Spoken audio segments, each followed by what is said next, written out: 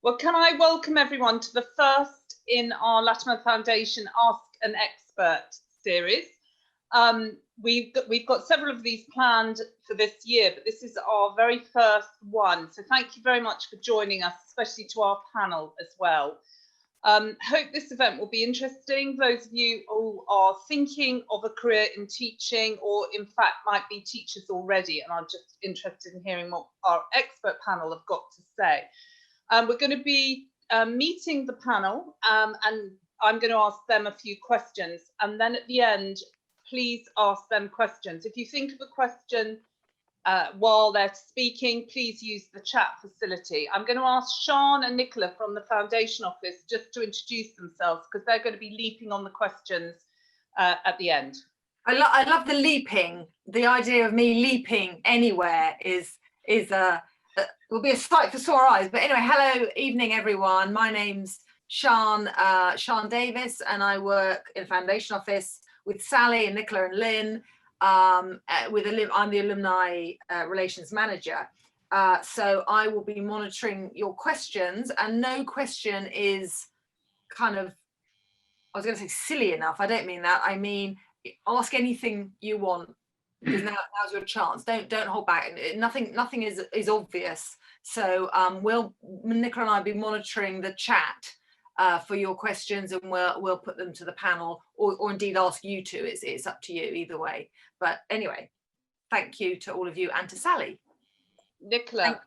Thank you. Thanks. I'm Nicola Bly. I'm also in the Alumni Department of the Latimer Foundation Office, and I'm Alumni and Communications Officer. Okay, thank you. If everyone can keep themselves on mute until later, when you can ask a question if you want to. I'm Sally Markowska. I began teaching when I was 22. I taught in state schools in the London Borough of Ealing for a long time. I did a year teaching on a Fulbright scholarship in Florida. And then the last 20 years of my teaching career, I was at Latimer, first of all part-time because I had a family, young family, and then full-time as an English teacher, and then as a head of year in sixth form, which was the most rewarding part of my career, really. And now I'm helping with alumni relations, which is great. I'm going to go to the panel now to ask them to introduce themselves. They're all Latinarians, or indeed one of them worked at Latimer. And I'm going to ask them just simply, like our university, to introduce yourself and what role you're currently doing. I'm going to start with Jan Ballon, who we must say congratulations to, because his school won the Sunday Times Best Sixth Form Award last weekend. Jan. I'm glad I didn't have to embarrassingly mention that at the end. Hello, I'm Jan Ballon. I am the head teacher at London Academy of Excellence in Tottenham. We're a 16 to 19 free school that opened in 2017, and I've been here since before the start. Charlie. Hi, I'm Charlie Kennard. So I was at Latimer and left in 2004. I'm the principal at London Screen Academy, which is also a 16 to 19 institution based in Islington. And we focus specifically on screen media, so everything for film and television. And prior to this, I was principal at our sister school, which is called East London Arts and Music, which does the same thing in Tower Hamlets for music and games. Thank you, Charlie. Becca? Hi everyone, my name is becca.cran. I'm currently a regional manager for a company called Explore Learning, which is a maths and English learning company for children and young people aged 4 to 14. And my role is to support 9 of our 100 centres across East London and Essex. Thank you, Becca. And Jennifer? Hi there. I am currently training to be a teacher. So I'm training by the Schools Direct route with Twyford School. And I used to be in retail. So I was a head of home for Fenwick, and I had a team of buyers, so buying and merchandising. And so I recently made the change into education. Thank you. And I'm sure everyone listening would be interested to know the different routes into teaching. Back in the day when I started, most people like me did a PGCE, a postgraduate certificate of education, in the year after they did their degree. Mine was obviously in English literature, then PGCE. Can I ask each of you on the panel how you got into teaching and any other routes that you know of? And if I could start with you, Jan, because I know you must recruit teachers as well. Yeah, so I did the Teach First programme when it was very small and very different from what it is now. So that was 2005. And in terms of kind of recruitment of teachers, we take people from a number of different routes. So we have lots of Teach First people, as I'm sure Charlie does actually too. But then we also have, as a free school, we have some freedom over who we recruit. So we've got a number of unqualified teachers who then train to teach while they're with us. So that might be through assessment only routes or schools direct routes. There's all kind of different ways that you can become qualified whilst on the job. And yeah, as a free school or an academy, schools have the freedom to appoint people in those kind of roles, and those people tend to be really attractive to us here. Can I just ask you about the Teach First thing? Is it quite difficult to get on that? So it's different. I mean, it's very different in scale. So I did it in 2005, and I think there are 170 of us in that cohort. And I think I'm right in saying it's now the biggest graduate recruiter in the country. So I think it's a slightly different beast from the one I was involved with. But certainly the calibre of people that we've recruited and I've known through my career that have come through the Teach First route has tended to be really, really very strong. I think there is a bit of a move at Teach First away from kind of or a greater proportion of people taking Teach First to kind of later on in their careers. It tended to be initially a very kind of graduate only kind of route, but I think that's changed quite a lot. But obviously there's lots of implications there to do with finances and pay and stuff that other people would be better placed to talk than me. Okay, Jennifer, could you talk about, because you've come into it recently, could you talk about how you're qualifying? So I am part of the Schools Direct route. So I'm linked to a teaching alliance. So there are lots of different teaching alliances that are then linked with schools. And the two teaching alliances I spoke to specifically were West London Teaching Alliance and the Ealing Teaching Alliance. That's mainly because I have small children, and for me location was really important. I know when I spoke to Teach First, it was going to be quite difficult for them to locate me near to home, and logistically it just wasn't going to be possible. So then I focused on alliances where the schools were easy for me to get to based on my school run and my commitments. And then as a result of that, I approached schools directly. So I had a look at the schools that were linked to those teaching alliances, and I got in touch with them and asked if I could come in for a day's observation. So I went to Sacred Heart, I went to West London Free, I went to Ellen Wilkinson, I went along to Twyford, and then I've also worked at Latimer. And when I worked at Latimer, they were kind enough to let me observe some lessons there too. And that gave me a really good idea of the sort of cultural fit, because I think once you've been in the world of work, whatever that might be, I think cultural fit's really important, and all schools are so different. And I just really wanted to make sure that I was training in the right school for me and that had a sort of similar outlook. And so I got a very good idea just from having a day in those schools and speaking to various members of the geography department, because I'm a geographer, and speaking to some of their senior leaders just about what their schools were all about, what they stood for.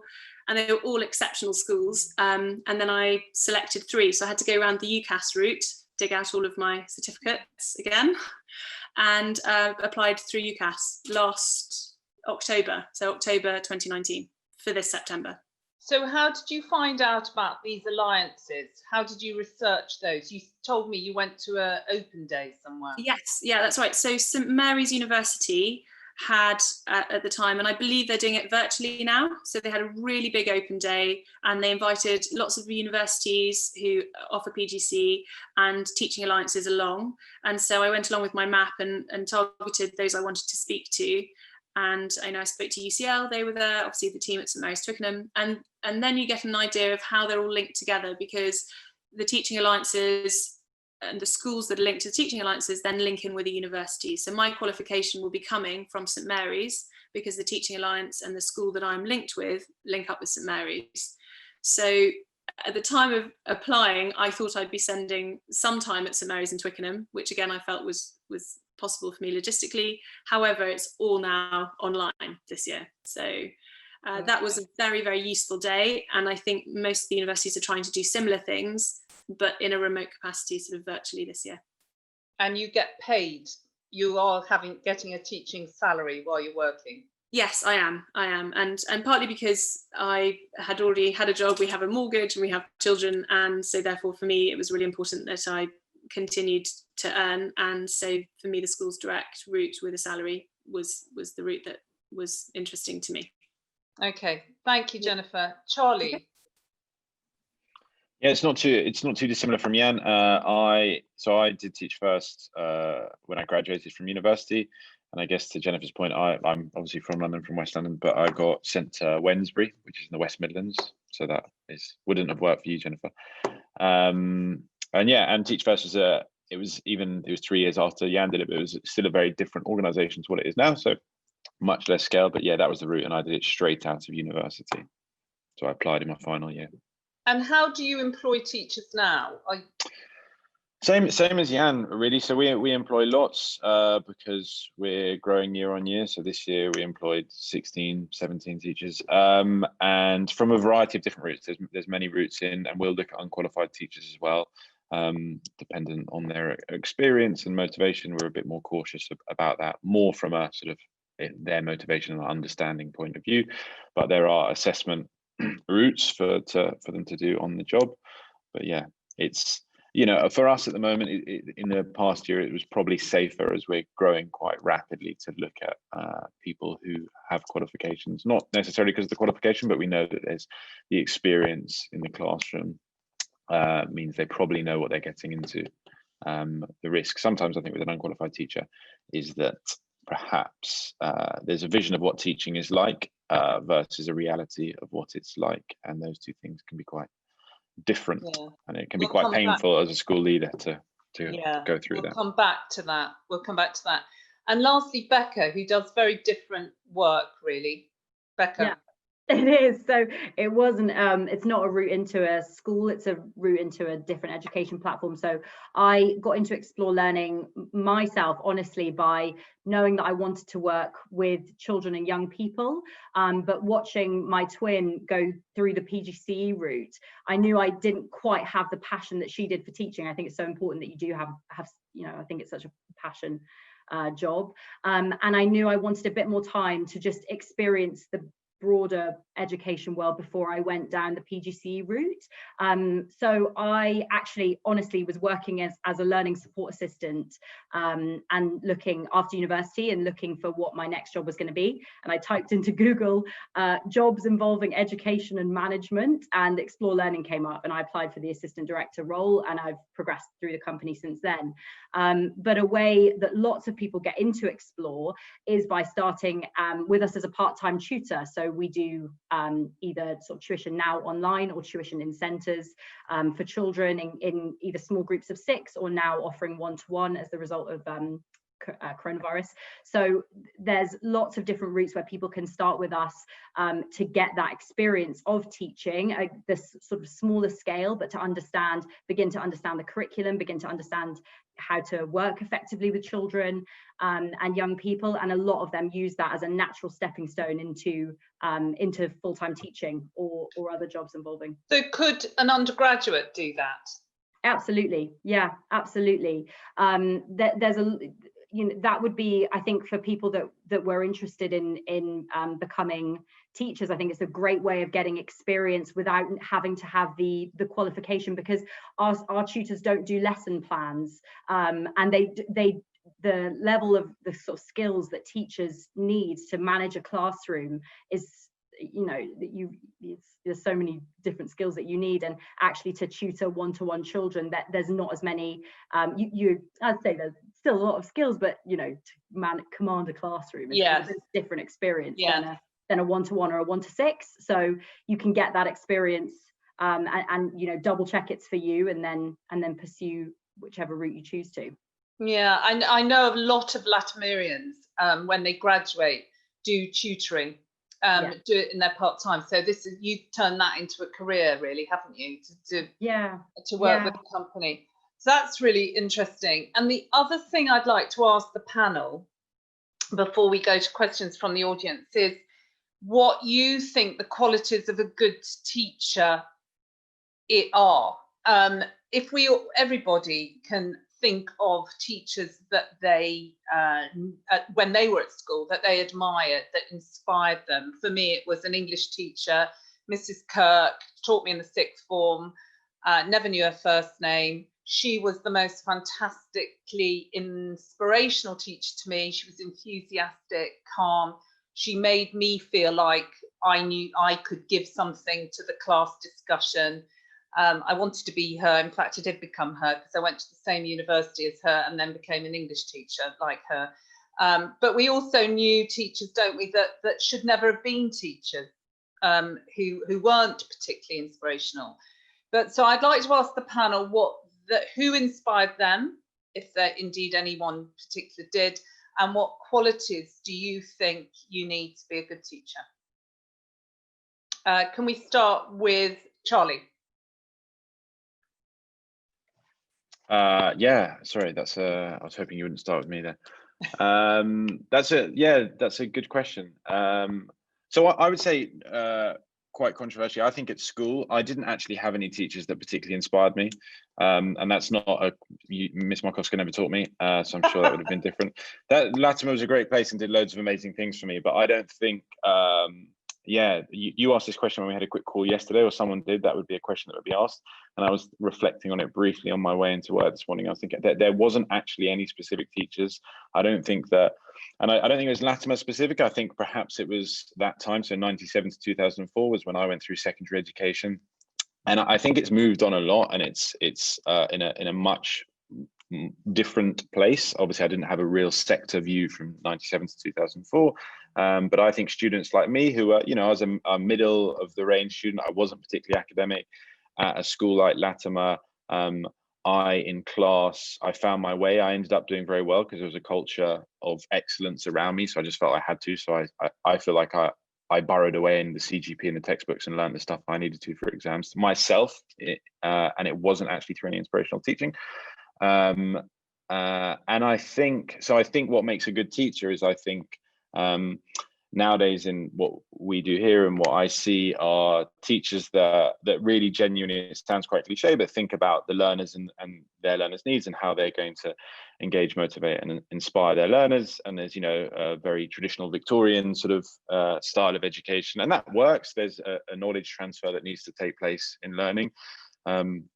And there's big debates about knowledge and skills, but yeah, I think it's when I go out and I see teachers, I see them setting up their lessons intentionally to try and engage different learners in different ways. And I look at a scheme of work, a series of 10 lessons, say across half a term, and I will see very intentionally they're doing multiple different things in there that will pick people's motivation up at different point. And I think when I was at school, yeah, I can't remember moving into a small group and having a discussion. I can't remember having a debate. I can't remember lots of the things now which are relatively common practice. And again, this is not in any way, shape, or form negative or specific to Latimer. I think it was there, but I think a student like me wasn't greatly served in the classroom in the way students that today are. So I think the answer would be a teacher that takes their class into account and plans accordingly. And has a passion for it. Yeah, of course. Yeah, if you don't have a passion for it. And that was the point I was making earlier. Unqualified teachers sometimes have a view for what it is, and they've watched, the Michelle Pfeiffer film where she's a teacher, and they think that's Dangerous Minds, and they think that's what teaching is. And they're like, wow, kids, the eureka moment didn't really happen in lesson 1. Like, there was a kid that was farting in the back of the room, and they found that funny. They're actually really immature, and it's like, yeah, it's a slog. Like sometimes you don't get the light bulb for like 5 years, and that might be 5 years after they've left. I think that's what's been quite interesting about this year, and parents having to teach their kids at home. So many have realised what the reality of what teachers go through with reluctant teachers, pupils, with tired and grumpy teenagers, and so on. Anyway, thank you. Can I go to Jan? Can you tell us what makes a good teacher? Yeah, I think the main thing is actually kind of leadership. I think it's interesting if you think of it as a kind of graduate to job that someone might go into straight after university, compared to what you might be doing in a lot of other roles. There are few, if any, where you're going to be standing up in front of 25, 30 people, and you're going to be in charge of them. And I actually think that sometimes what makes teachers occasionally, clearly not here, but quite difficult to manage, because they're used to being the kings or the queens of their classroom and kind of having ownership over that. But that's, I think, for someone like me who went straight into teaching and kind of hasn't experienced anything else other than a few different a few kind of placements at different times, you take that for granted, and sometimes that's tiring, but actually you realize that is a real gift. You don't get that very much in kind of standard career paths, maybe. To pick up on Charlie's point about it being a slog, resilience, definitely resilience. I mean, I got placed in a secondary school in Tottenham when I did teach first. I was 22, 23, and it was hard work, and kids were hard work, and behaved badly, and I had to deal with it, and it was energy sapping, and I didn't have any energy left at the weekend, and I was falling asleep in the pub, etc., etc. So that is the reality of what it's going to be like during term time. But Jan, you had all that, and I think I had that at the beginning too, but you kept going. Why? Because, yeah, go on. Because I think more and more, especially as you get older and you talk to people who I'm now sort of, I remember conversations in kind of my early 30s and mid 30s, particularly with kind of friends that have gone into very different careers. And a lot of them are having that kind of, what's the point in what I'm doing, the existential bit. I mean, it's never crossed my mind. That has never crossed my mind, because I thoroughly believe that what I'm doing is worthwhile. And that's never been a question. Whether I thought I could hack it or whether I thought I'm enjoying it, of course I've questioned that. But I've never questioned how worthwhile it is. And I think it's easy, probably in a slog, to forget how valuable that is. And I probably see that more now than I did 10, 15 years ago or whatever. And just the last thing I would say is definitely passion, because it's whatever subject or couple of subjects you're focused on, you have to love them. You're going to be talking about them for the next 10, 20, 30, 40. Yeah. Thank you, Jan. Jennifer, as a newbie to teaching.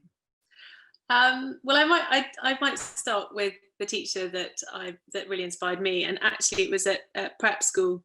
I went off to boarding school when I was 8, and the headmaster was called Colonel Bolter, and he had been in the military, and he was in the education corps, and he was a mathematician, and he used to create his own textbooks for us, and he was so passionate and so enthusiastic and so hardworking, and just gave everyone this incredible sort of zest for life. And I think he really passed that on to everybody that he taught, not just for maths, but for everything, for sports, for orienteering, for going and looking after animals. It was whatever it was that he was enthusiastic about, he wanted you to have that same feeling, and he really managed to get that across. So I still remember him to this day. I think similar to Charlie, secondary school, it was fine, but it's nothing like the classroom is now. All the things that I'm learning, AFL and doing assessments during class and discussions and breakouts, we didn't have any of that. And I think that sort of education would have really appealed to me. And so, I think thanks to Colonel Bolter, I think all those things, passion, enthusiasm, and he was so hardworking. And just the fact that he created his own textbooks for us, because he understood that we all learnt in a different way and our brains were all slightly different. But it worked. We all loved maths. Aged 8, 9, 10. And so that stayed with me to this day. I actually wrote him a letter last year when I was contemplating becoming a teacher myself. So brilliant. And Becca. Sorry, classic, not able to find the unmute button. Yeah, so much of the teachers that genuinely inspired me at school. I'm not just saying this, Mrs. Markowska, because you're here, but you were my English teacher when I was kind of old enough to appreciate it, and Mr. Lewis as well. And I think the things that you both had in common was that you absolutely loved your jobs, and it came through in all of your interactions with us. Like you and Mrs. Adams and everybody just having such a laugh at work. And I think we knew, and of course teaching us some of the time, lots of the time, but I think it was just really great to be surrounded by people that were so happy to be there. And when you think of teachers that are uninspiring, it's so obvious that they don't want to be there. And I guess that comes through in all different factors of work. And like Jan was saying, you know, believing that what you're doing is worth it. I agree. I've never had a doubt that what I'm doing makes a difference. And I guess that for you to come into work and feel that you wanted to bring the fun and engage the kids, you engaged us with the fun, so that we were all having a really good lesson. And I think something that Mr. Lewis, because I went on and did classics and he's a classicist,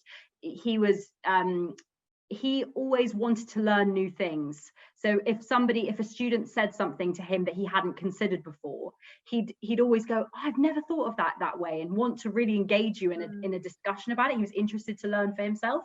And those are the qualities that I remember from great lessons. Thanks, Becca. That's brilliant. I think I'm going to pass to Sian and Nicola, because I know they've got some questions from the audience. Is there anything that's come through? I mean, there's one that's come through that is an observation, which is Tony shared with us. What makes a good teacher? Awareness of learners, passion, leadership, and high expectations. And I think that's an interesting point. You know, having expectations of the kids that you're teaching. I guess that's also important. And we've got another one.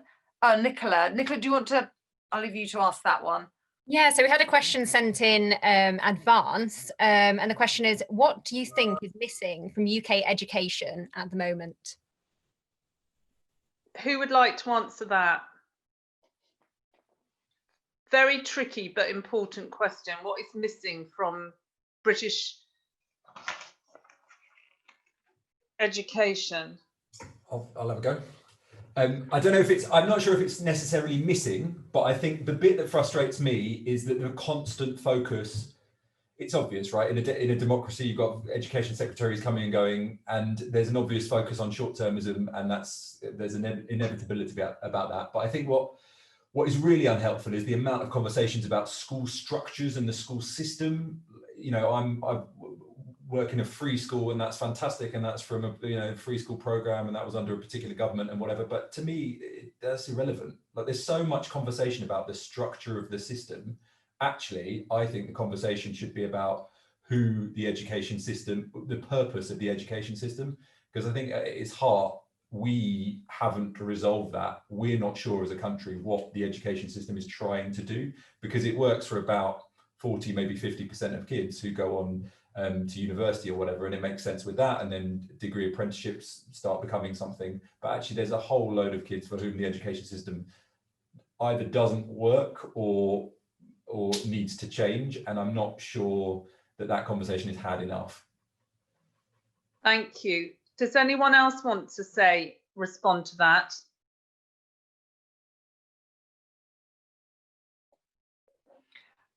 I think it's also one thing that I think would be interesting to know is, we've got two very young heads here in Charlie and Jan.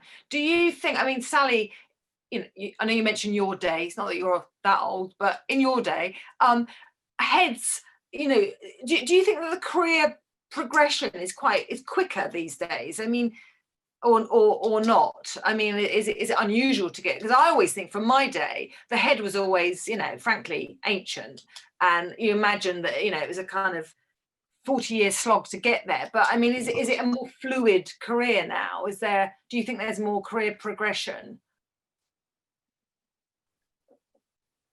Anyone? Charlie, Jan? Charlie, do you want to? Yeah, I guess I'm 35. When I started as a principal, I was 28, and I look young for a 35-year-old. So when I was 28, I looked like I was about 16. So we'd be at parents' events, and they'd be like, "Oh, wicked! Are you sort of like whose class are you in?" And I'd gingerly be like, "Oh, no, I'm not going to answer that question. Just walk off." Yeah, I think so. Jan and I are part of a group of around, there's like 79 odd teach first head teachers who are all probably no older than 40 really. There's probably a few anomalies who are there, and they're Jan and I are head teachers of free schools, so it's probably a faster route in. Like we're both started the schools up, so it's sort of a slower entry. But some of these heads are head teachers of big secondary schools now. And yeah, I think you can, and I think it goes back, the previous question you asked around what's missing from the education sector, and some things people have said already. Jan said it earlier about like whether he questions himself. I think the same point we've had since I've been head teacher, there's been like 12 different Secretary of States for Education, which is very difficult to sort of get a hold of. But I think there's still a massive lack of great quality in the system, which I don't think balances with what the role actually offers. So I think being a teacher still has like a branding or an identity issue, and I don't quite know why that is. But when I think I'm a really interesting case study, because I went to Edinburgh University, I studied economics. I was going to be a consultant, so I did an internship with a top tier consulting firm, and that was what we all did, right? Like you became a banker or a consultant, and I thought, oh, being a strategy consultant would be cool. I'll earn tons of money, and I was like, wow, I didn't really like that. So then I went into media and I did some internships with like ad agencies and things like that. And then I happened to go across a Teach First presentation. So I had never in my life thought about doing anything with moral purpose. I wasn't I wasn't part of any charity groups at Latimer. I played football. I was just a naughty boy apart from that. And I went to the presentation, I watched it, and I was like, wow, this is super interesting. I'd love to do this. And Teach First sold it cleverly, because it was like, do it for 2 years and then go and be a consultant or a banker. So I was like, wicked, I can stick to doing that, and I can do this. And as soon as I did it, I loved it. And Jan made the point earlier about leadership. And I think in my career as a teacher, I'm deviating from the point here, but I've had more than any of my friends who are now, directors at banks or engagement managers or partners at consulting firms, who are all having what Jan has described there, whether they're working for ad agencies or big media firms, and they go for bougie Christmas lunches at exciting places. They all struggle with their purpose. The actual day-to-day of their work, in my view, is far less interesting than my work.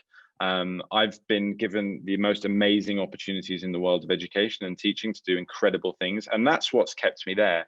And the purpose and the reward of working with young people and seeing the impact is also just phenomenal. So it's such a win-win-win, and I think so many people don't realize that, particularly graduates, when they are making quite critical decisions, and you can change later, and obviously Jennifer's doing that, and we've seen other people. But yeah, I think, and you can earn decent money, to the point that you've made there about us moving up. Like I compare salaries sometimes with teachers in my school and some of my friends who have been working at decent companies for a long time. I'm like, it's probably better than I think the perception is. We have teachers on £60,000. We have senior leaders on £70,000 to £80,000.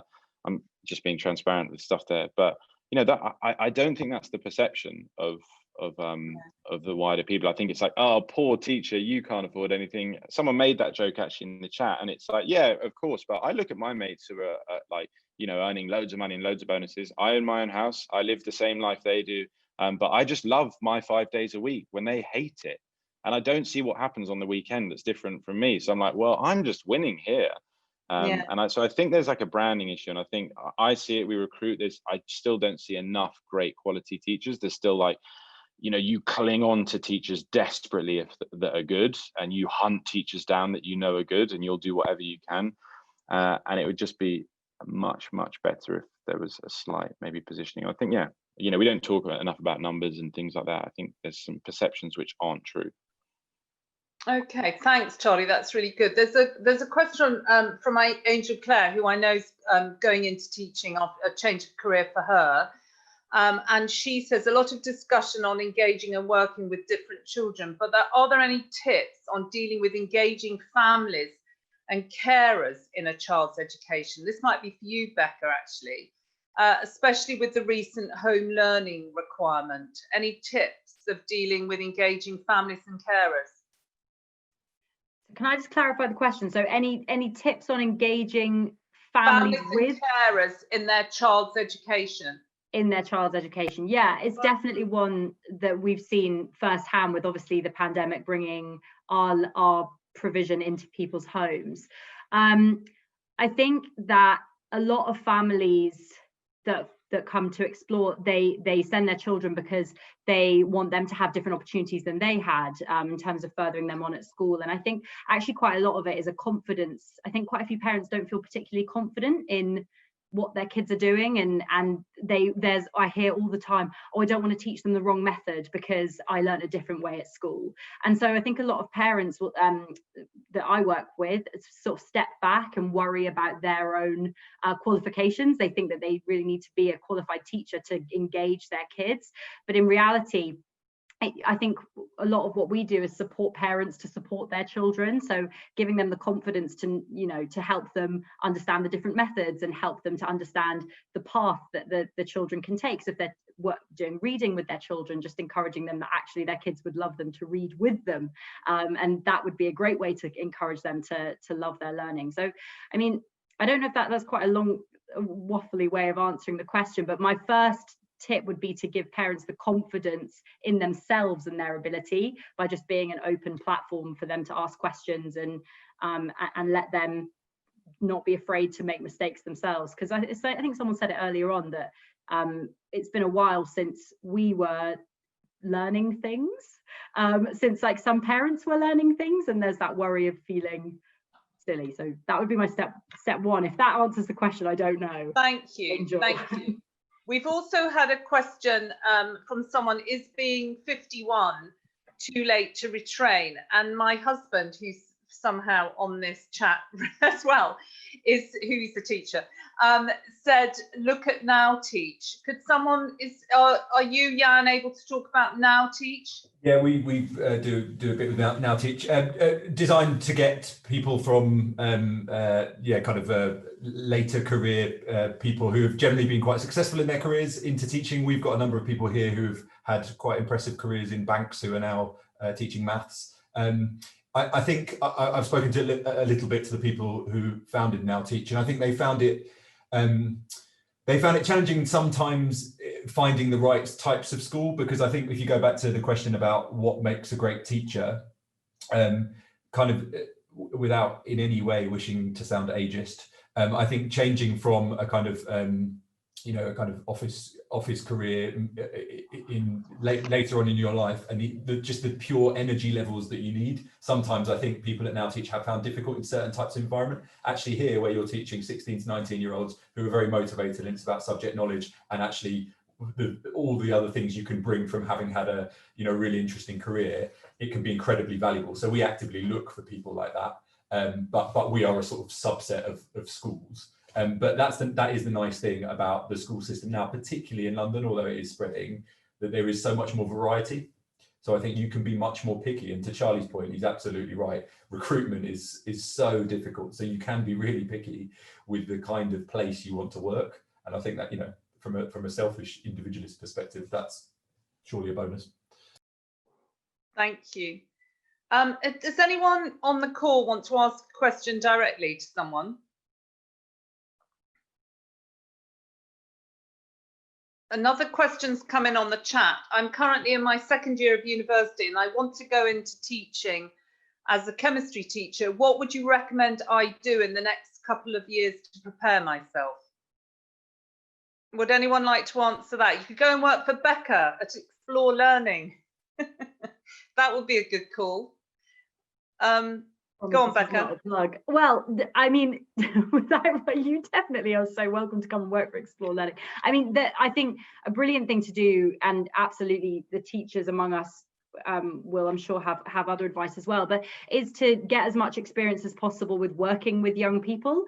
So anything that you can do at university, there's so many voluntary things that you can do. So you can work with secondary schools, you can actually do some GCSE, I did that at university, some GCSE sort of support with certain certain places, and yeah, just working as much as you can with young people to get the experience. And of course, something like tutoring, something like working directly with kids will give you that opportunity to practice your behavior management skills, your teaching skills, how you explain things. And that would be my advice, but the teachers among us, yeah, I would say volunteering and visiting schools, different schools, getting involved in holiday schemes. Yeah, spending time with young people. Yeah, really good. Thanks for that question, Melita. That's fantastic. Sian, are there any other questions you can see? Yes, there's one from Nikita. would you recommend any particular route into teaching to someone wanting to teach a language?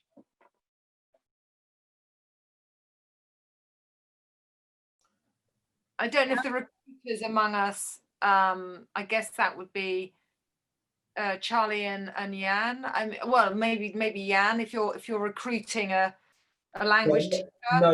No different really for a language teacher than from any other route. So I think the biggest things to consider are, we heard from Jennifer earlier that geography was important for very specific reasons. So if that's important, particular routes in, or if earning a salary while you're training is important, there's different routes in. I don't think there's anything specific that I would say in terms of language. Okay. Another one from Izzy. I love the idea of being a teacher, but I don't know what subject area I specifically want to go into. Any advice? So I guess that, Izzy, are you saying, can you be a generalist? Or if you want to unmute yourself, Izzy, feel free to chime in. Yeah, so I'm studying anthropology at uni, which isn't really taught as class, so I'm not really sure what area I'd want to in school, I guess. Yeah, I think that's a common problem actually. If you study a subject like anthropology or archaeology, how do you become a school teacher with that? Jan, have you got any advice? Yeah, I mean, my degree was politics, and at the time, citizenship kind of existed in the curriculum in a significant way. So I trained to do citizenship and teach first, but actually I taught, in my first lesson was an English lesson to year 7, which I don't know how I ended up being an English teacher, but I taught English, I taught history, I taught geography, I taught RS, I taught citizenship, I taught sociology, I now teach politics A-level. So in a way, I almost wouldn't let that worry you.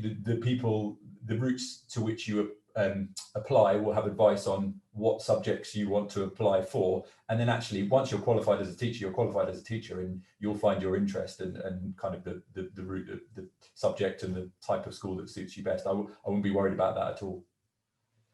And I just add that I also studied anthropology, so anthropology and geography, and I did an SKE, which is the subject knowledge enhancement course, prior to starting in September, just to get my geography up to where it needed to be, in my opinion. But where did you do that? Where did you do that, Jennifer? So I did that with St Mary's. So that was part of, they offered it to me as a free course that I could take just to prepare me. I knew that I had to get my geography skills up to a certain level because that was what I was wanting to teach. But as Jan said, I can see that lots of teachers have many hats, and I've been asked if I could have a look at business, for example, and there are other geography teachers that also teach history and politics and all sorts of things. So yeah. I think it's exciting to have the opportunity to learn about all sorts of different subjects. And I think once you're in, as Jan said, you can teach lots of different subjects if you're interested in them. And you are learning all the time then, aren't you? You're teaching, absolutely learning to teach that subject, which is that, and I found that it's almost been easier for me to teach in those areas. So physical geography I didn't cover at university at all, so I've really had to go back and relearn it. And in a way, I found it easier to teach because they are going through a process that I've just put myself through, and I know where I got stuck, and so the things that I've had to break down and maybe look at in completely different angles, and so I think that's helped me actually teach those areas better. Thank you. Any other questions? Sian, is there anything else? No, great advice from Becca for Melita. So Melita, it's worth checking in the comments in the chat facility. Anyone else? Because we've got about 10 minutes, I guess, left. Anyone else want to ask anything? If you unmute yourself, do just chime in. We were discussing yesterday about sort of the schools that have popped up over the past decade or so. So there seems to be changing from the decade or so when I was at school, when it was all sort of either comprehensives or independent schools and a few grammar schools, but now it's all, sort of academies and lots of different types of free schools that are, sort of really establishing themselves. So say, for example, someone that's currently in first year of uni and they're wanting to go into teaching when they leave, what will sort of the lay of the land be when it comes to schools when they're leaving? Is there going to be more sort of new types of schools? Who could answer that? Jan, it's over to you. I think you're absolutely right. So that has happened. I think it sort of depends, you know, going back to the point that Charlie made as well about education secretaries, sort of depends on that. But, you know, if Corbyn was Prime Minister at present, a very different educational landscape. And that is, you know, that's an issue. I think it'd be fair to say that a lot of the best innovation has happened in London, and the push now is to try and recreate that or spread that outside London. And that's why, you know, if you do teach first, you will be likely placed somewhere around the country for the first couple of years and that kind of stuff. So I think there are moves afoot to try and create some of the models that have worked really well in London and other areas. Whether they'll work as well elsewhere, I would question, because I think it's quite a lot to do with demographics, but I think that's probably what will change. What? Now, can I make a comment here? Yes. Hi guys, can I just thank you for your passion and education. I'm an old hand at this game, and I've been a consultant for 5 years. I'm Sally's husband, by the way. It depends where you work. I do a lot of work in Middlesbrough, have a lot of connections in the northeast. There are very few academies. If you go into Wales, it's anathema even to talk in those terms. Northern Ireland is different again, and Scotland is different again. So the British landscape isn't as we necessarily see it in London, but there are opportunities for all sorts of new initiatives. Jan and Charlie will know about the studio schools as well as the free schools concept. There are all sorts of exciting niche markets for your skills. To directly answer the question about the anthropologist, sorry, I've forgotten the name. There's primary education, of course. If you don't want to specialize in a particular subject, but you love teaching, that might be an avenue for you. And occasionally, not normally, there are less behavioral problems. I said with a smile on my face. But seriously, thanks to all of you for your passion about education, the panelists, I mean. Thanks. Okay, thank you, Tony. Somebody's asking about, do you come across a lot of discipline problems? I think, Jennifer, I'd like to ask you that, because you've only done a term. Have you found that a difficult aspect of your job, managing discipline? I haven't, but the school that I'm working in has a lot of different systems in place, and they really encourage the system to take the strain. And I think all the students are very clear about where they stand. So there's a lot of consistency. And I have been allocated some classes that are of the more challenging type, but I really enjoy them. I just really enjoy those classes, and I do find them challenging, but do I find it difficult? No, I find it challenging and sort of exciting, because I never know what the class is going to be like. And do you think that's because you've gone in, you're older? Do you think it would have been more challenging if you'd gone straight from university into teaching? Because I know that's something that puts people off.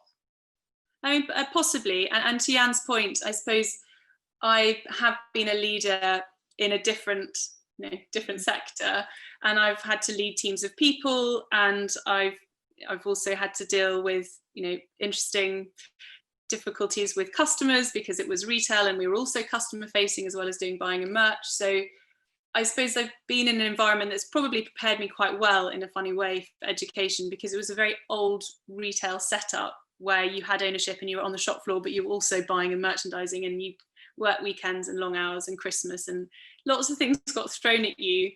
So in a way, although yes, it wasn't education, I think perhaps that has helped to prepare me for the classroom. And I also think I'm lucky to be in a school where, yes, there are some behaviour issues, but they really aren't that bad at all. And you have good backup. Great backup. And they really do say, let the system take the strain. And as long as you are clear and consistent, then they respect that. All the students. It's a lot to do. We were talking about this yesterday, about with your personality. and you're being robust, and as Jan said, being resilient, but you are performing, aren't you? And you're a leader of a classroom, you're managing it, but you also have to have the right character and personality for that. I feel that it definitely rubs off. I think if you enter the classroom and you're calm and you're relaxed, then they'll be calm and relaxed. And I feel that the students in my classroom definitely take their lead from me, and that is quite a lot. Well, it is a big responsibility, definitely. Yeah. Can I ask the panel for one last tip they'd give the people listening in? Can we start with you, Becca? Very quick tip that you'd give anyone thinking of becoming a teacher. I think, oh gosh, one tip. I think getting as much experience as you can actually working with young people. There's so many opportunities out there to do so, and just putting things into practice. You might not realize how much you love it until you do it. And there's loads of really great things to do. And my top tip would also be that it's a job that, although absolutely is hard, and so many of my friends are now in, teachers and have been for a few years now, but not one of them doesn't really love their job when it comes down to it, I think. And absolutely there's lots of challenges, but as the panel has said, it's really, really rewarding. So I think getting on the job, real experience in real life of different kids, different ages, different abilities is a great way to go. Thank you. Charlie, one last tip from you. Yeah, I'd agree with what Becca said. I would say, I think it's really important that you, if you're a teacher, you see teaching as a craft, and there's lots of really exciting things. There's lots of great thinkers out there who are doing lots of stuff. There's loads of great literature. There's lots of great innovation in teaching. And we place a lot of emphasis on that in our interview when we're hiring teachers. We ask people like, what are you reading about? What's the recent thing you've learned? How are you developing? Because the best teachers that we have and the best teachers I know are people that are constantly thinking about their teaching. They're constantly, looking at science, looking at your schemas and understanding the brain and then behaviors and all of those things. So I think it's really important that you do your training and then you go into school and you get washed away by the day-to-day. But yeah, if you acknowledge what you do as a craft and you're constantly crafting and refining, you'll probably find more joy, you'll get better at it, and you'll 100% have less issues with discipline and behavior. Thank you. Jan, last tip from you. Superhead. Just give it a go. Give it a go. Like, if you're interested, what is there to lose? I think all of us have, I hope, solved it as a career route, but it's something you can come back to. You train at one point. You spend a few years in the classroom. Schools it's so valuable to have people with life experience that have come back and done other things and come back to teaching. You really can't lose anything. So that's really not a very good tip, other than just give it a go, please. We need, as Charlie is dead right, we need really good people in teaching. That is what we need. That's what society needs. So do it. Thank you. Thank you.